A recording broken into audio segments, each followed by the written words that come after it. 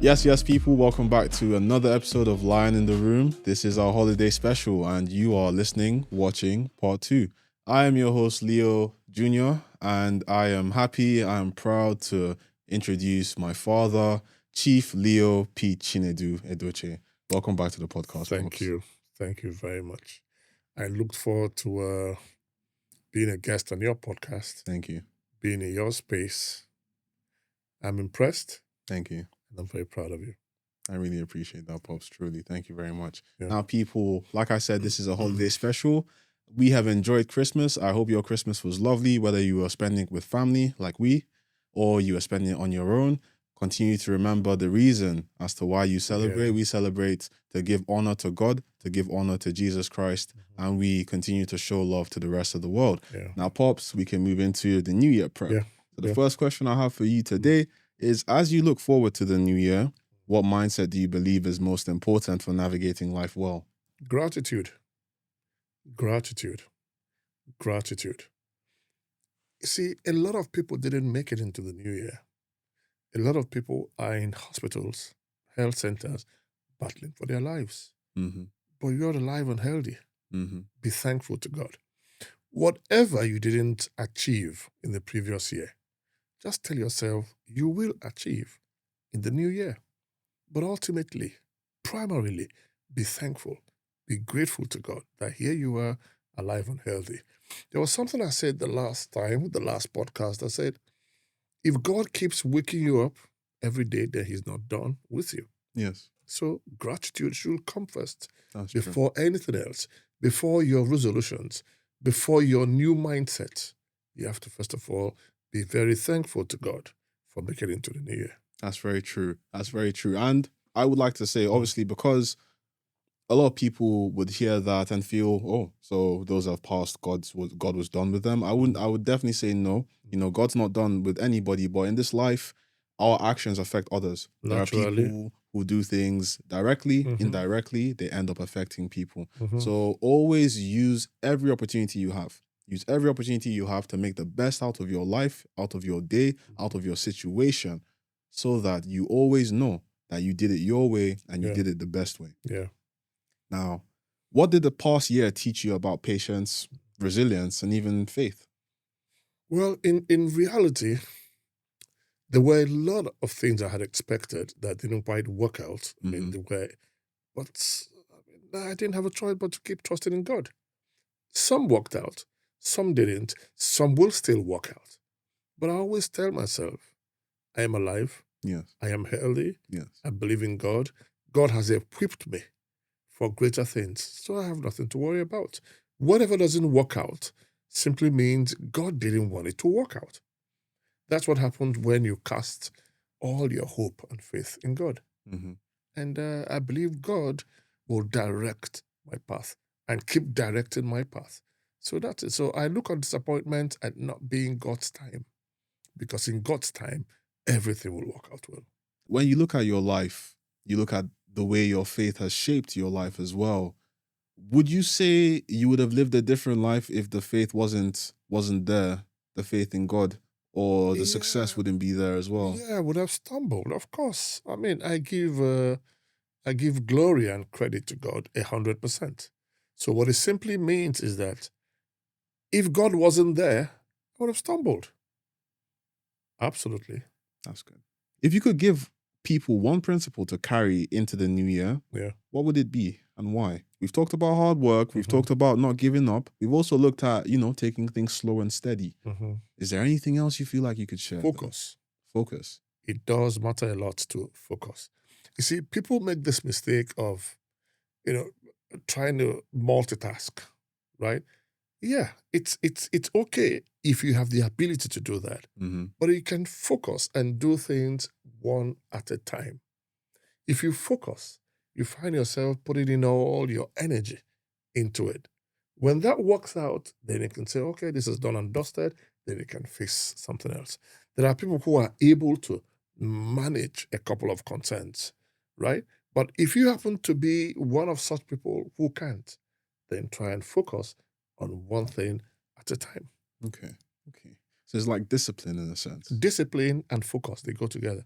I've been looking at things like confidence, discipline, even motivation, because I come to understand now that discipline is way better than motivation. You know, when you're motivated to do something, or when you want to be motivated, then you're waiting until you feel like you're ready, when you feel like you're prepared. But discipline tells you, well, regardless of whether I'm prepared or not, I must You learn. have to. I That's have to it. do it. That's I need it. to keep pushing forward. That's it. And it doesn't matter if you make mistakes. Remember? Yeah, because you can't have success without failure. So you make mistakes, you look on it and say, all right, at least I've learned how to do things. I've learned how not to do things. Now we can move into growing up and identity. Growing up as the son of an actor, because we already know, you know, the first son of Peter Doce. Yeah. What were the unseen realities that people didn't understand? Now, I've had people come to me like, oh, your granddad is Pete, your grandpa is Pete. He's so this, he's so that, he's so mean, or he's all this on TV, blah, blah, blah. But I know that it's just a character on the screen. Conflict of identity, that's all. Yeah. Right? I mean, he's my father, your grandfather. I know him I know him for who he is, right? Nice guy, soft guy, firm, very firm, unlike the characters that he portrays. So most people tend to identify him with those characters. The tough man, you know, the king, the witch doctor, you know, and all that. But once he comes home after shooting, he leaves everything behind. So what we are seeing, or what we saw growing up, right? It's him, a loving, doting father who believed so much in God and still does that, as against the roles and the characters that he plays. So most times I found myself having to explain to people that, listen, my dad isn't exactly how you guys think he is, right? These are all movie roles. He is actually a loving father. He is this, he is that, but that's it. So it's the identity that we struggled with as his kids, you know, because what we saw, what we know of him is totally different from what, you know, the movie watching public know him for. Was there ever any pressure to live up to the expectations internally? A whole lot. From grandpa? From him, you know, from the society at large. Of course. I mean, he's your grandpa, my dad, he's but a name for himself. You know, it's all been positive, right? And, you know, his shoes are quite big. I don't think any of us can fill it up. So it's more like the pressure to live up to the bidding. I mean, you have a father, right, who is known all over the place for being a nice man, for being a good man, for being a disciplinarian, for being a cultural icon, right? And here you are, you know, struggling to try to live with that identity. So it's not been easy. It's still not easy, remember, because everything about him is still very large. So large that, I mean, those of us who are his children, he towers, you know, above us. Yeah. So that's it. Now, looking at representation, because a lot of people are very quick to call out the son of an actor, the son of a high influential person, you know, the children of celebrities. But they forget that they are also representing their own fathers and their own mothers and their own family. Getting the opportunity to talk to you about it, why is representation so important to you, or representing yourself positively? All right. First of all, every child, right, is born of parents. Yeah, of course. You have a mother, you have a father, irrespective of whether they're in the limelight, right? So primarily, I mean, after God, you owe them. You owe them to be a nice person. You owe them to live a good life. You owe them to carry the positive name. Now, if they happen to be in the limelight as celebrities, it's just greater responsibility because people get to know them, people see them, people hear of them every day. And there's always a comparison. Oh, you're not like your father. Oh, you're not like your mother. You need to behave like your father. You need to behave like your mother. And that's it. But otherwise, ordinarily, you must represent the home where you come from. Be it a celebrity home, be it a regular home. You owe your parents, first of all, you owe God, then you owe your parents, right, to carry the good name that they must have instilled in you. Yeah. That's it.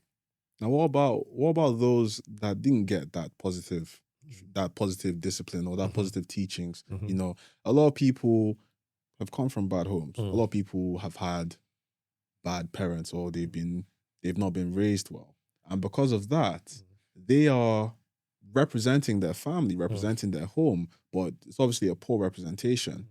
I believe people come to understand the things that they're doing, the actions that they take, but they decide to, still act in negativity. All right. It's very relative. Relative in the sense that I don't think, there are people who will deliberately want to live wrongly, right? It all happens in the course of growing up. You find yourself on the other side. Yeah. Everybody wants to leave a legacy. Everybody wants to live right. But as you grow, your definition of right, begins to get checkered as a result of probably the influences around you, societal influences, peer pressure influences. But by and large, I think everyone wants to live right. Everyone wants to live right. Everyone wants to have the opportunity to live a good life. Mm-hmm. It's just along the line, everyone's idea becomes skewed based off of what they've seen. Yeah. Just like what we were talking about earlier, I was talking about cycles, the cycle of life. You can look at the cycle of abuse as well. A person who's seen abuse or has been abused can either become an abuser or they're fighting against it. If not checked, yeah. But it's still a choice they have to make. Yeah. I believe it's always that choice is very important at the end of the day. The life you live is not justifiable or enough justification to say this is where you must go. Yeah. You can still make the choices to be better as people choose to be worse, to live life off worse. That's true. But at the end of the day, it's something that people learn as you grow, but you need to be willing to learn. You need to be willing to grow, and you need to be willing to ask questions as well. So it's interesting. How do you personally reflect at the end of a year, and what do you focus on letting go of? All right. I look back and I do what I refer to as stock taking. Stock taking. Stock taking. I try to review my life from January to December. I look at the ups and downs. I look at the successes. I look at the failures, right? And I determine what I've learned in the process. Remember, learning and growth is a continuous process. You don't stop learning. No, nobody does. Every day is different. Even when you do the same things all over again, every day is different. So at the end of the year, I do my stock taking and I'll tell myself, all right, there are a couple of things I didn't quite do right? I try not to repeat, right? There are a couple of things that I could have done better. I try to improve on it. So that's what I do. So by and large, I am not a big fan of New Year resolutions. No. Yeah, because if I say, I'm not going to do this, I just take stock, right? And like I said, look at the areas where I could improve. And that's it. And while doing that, I remain grateful and thankful to God for having brought me thus far, right? Because like I keep saying, a lot of people didn't make it. A lot of people are in the hospitals and health centers struggling for their lives. So while I am doing my stock taking, right, and telling myself, all right, there's room for improvement, right? I have to remain grateful to God. That's good. But why don't you believe in a New Year's resolution? Just out of curiosity. No, not that I don't believe. Telling myself, when I do my stock taking and I say, all right, I'll rather do things this way than that way, that's a resolution. But I wouldn't want to write it down or enumerate and say, I won't do this, I'll do this, I'll do... No. When I do that, it becomes too mechanical. Okay. Do you understand? And most times, it's difficult living up to it, right? But if I do my stock taking and I tell myself, all right, there are certain decisions I took over certain issues that didn't quite end up rightly, didn't quite end up well. All right, next time, do it this way. right? It's some form of resolution, but I'm not writing them down. Okay. I'm not saying, oh, A, B, C, 1, 2, 3. No. How do you hold yourself accountable to the change you're looking to see in yourself? It's pretty simple. I mean, I've told myself that for as long as God keeps waking me up every day, I owe everything to God, right? I try to live a good life. I say my rosary every day, and afterwards I declare my affirmations to God. There are 3 things I tell God every day. I will not have another God but you. Of course, yes. I have just you. I will not take a life. I'm not going to kill anybody. No reason. And I'll always be good to people. And provided I do these 3, I challenge God to lead the way for me. Okay. That's nice. Being able to do good things for people is a lovely thing. A lot of people don't understand it sometimes because as a Christian, as a follower of Christ, you come to understand that the Lord has shown us grace. The Lord has shown us grace. He's shown us love and provides so much for us. Being able to extend that to others is also a form of showing God to them. Of course. Because, I mean, we talked about this. You mentioned it yourself. Do unto others what you want them to exactly. do unto you. And to whom much is given, much is expected. That's it. When the Lord gives you so much, you truly have a lot on your plate to share. You must lend a helping hand. And a lot of people do struggle with that. But it's always, like you said, there's always time to learn. Yeah. There's always time to know continuous. better. Exactly. And you take accountability. Yeah. And it's good, man. A lot of people struggle with that, but it's always an opportunity to learn how to do things the right way. Exactly. Looking at accountability, looking at growth, looking at responsibility. These are all things that a good person should have, not just a man or a woman. Moving into the new year, I really hope that a lot of you come to understand that this is all just to make you the best version of yourself. Yeah, of course. People will be able to rely on you. You'll be able to rely on yourself. You'll also become a bit more confident. Confidence comes as you see your capabilities, but you have to push yourself out there. And pushing yourself out there is also very important because there are people that are watching you. That's right. Directly, indirectly, some to scorn you, some to make fun of you, but some to take pointers from you so that they can learn. And if you don't use that opportunity wisely, then you're not truly showing what God had set up for you, the blessings, and you're doing a disservice to yourself as well. Absolutely. You're doing a disservice to yourself, man. But let's move on. Now, as a father, what did becoming a parent teach you about yourself? All right. I got married early, and of course, I started having kids. And it taught me to be more responsible. Responsibility. Yeah, the responsibility that comes with it is quite enormous, right? It also taught me to be more focused, more family, oriented, knowing that I owe a lot of people responsibilities. I owe my wife, your mother, and I owe you guys. Mm-hmm. You see, the minute you're married and you start having children, your life changes. It's like a new chapter immediately. Exactly, because you're living for them. Mm-hmm.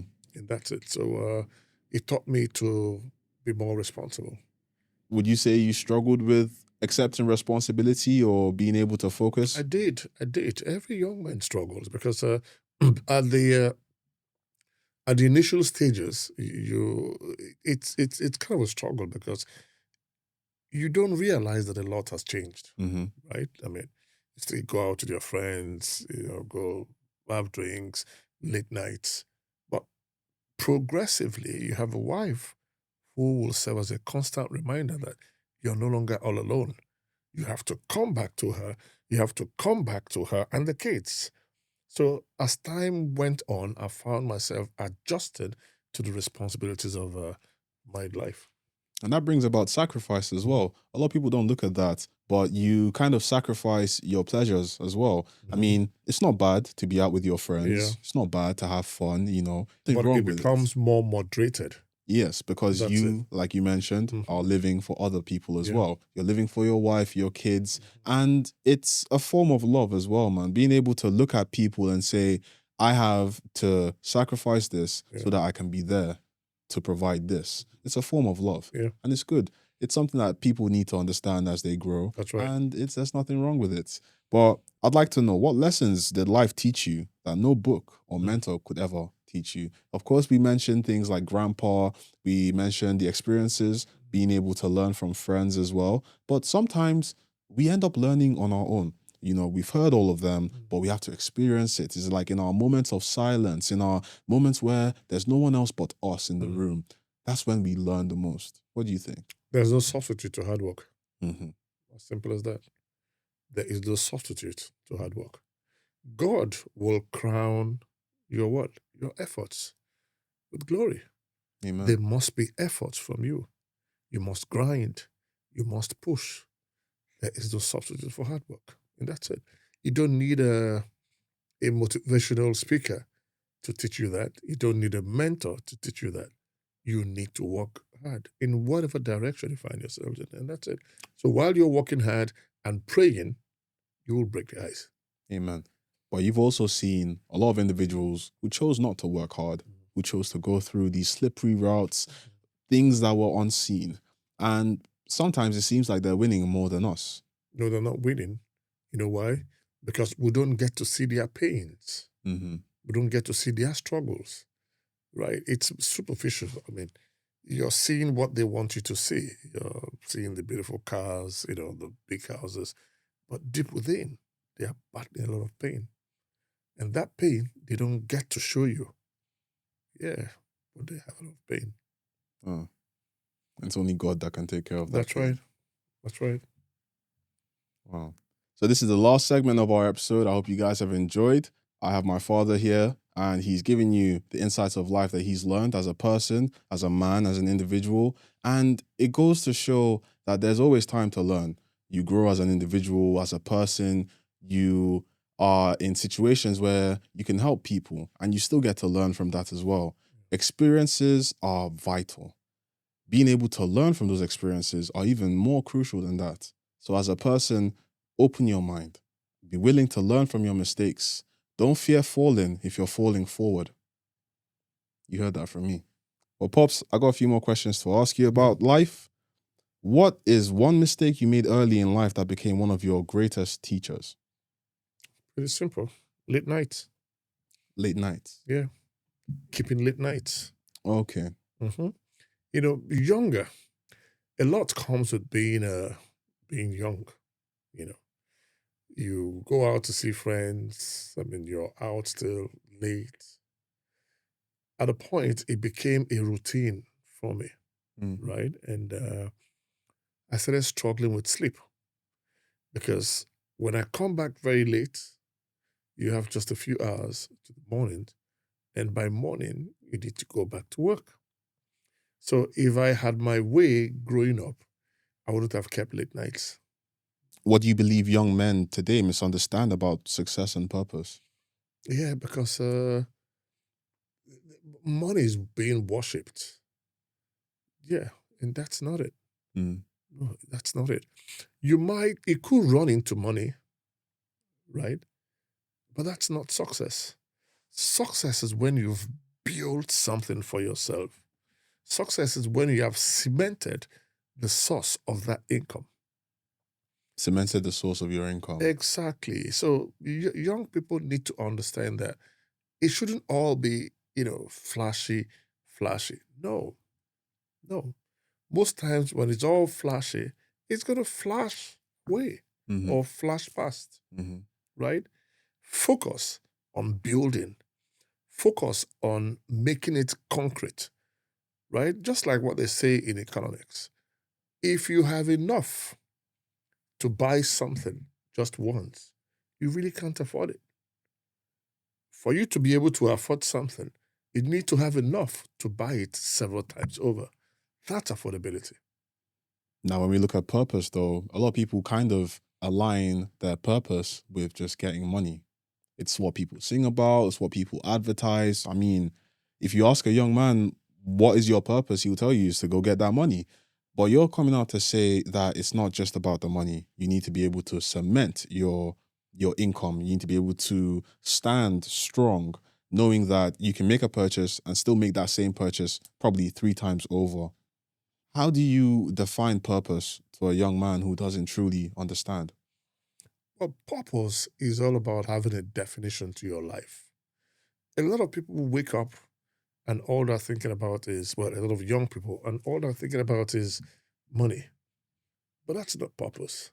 You should be able to ask yourself, what do I intend to achieve Mm-hmm. in life? What do I want to be remembered for? Right? Because, I mean, you could make money and your life wouldn't still be meaningful. So you need to have a definition. Every day, tell yourself, look at what I intend to achieve. I want to be the best in this. I want to be the best in that.